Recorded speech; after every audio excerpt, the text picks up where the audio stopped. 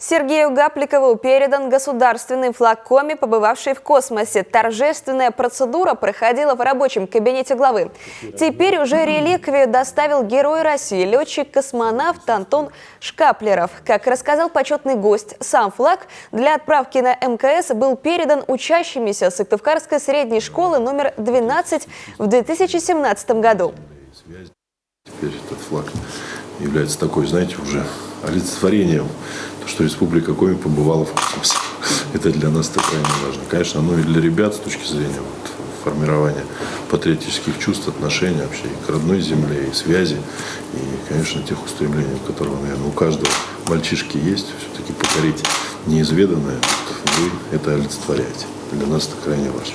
С своей стороны, я, конечно, горжусь тем, что мне выпала такая честь, чтобы символ Коми, флаг, побывал вместе со мной на Международной космической станции. Это вот идея была Федерации космонавтики Северо-Запада Санкт-Петербурга. Они молодцы, это все организовали.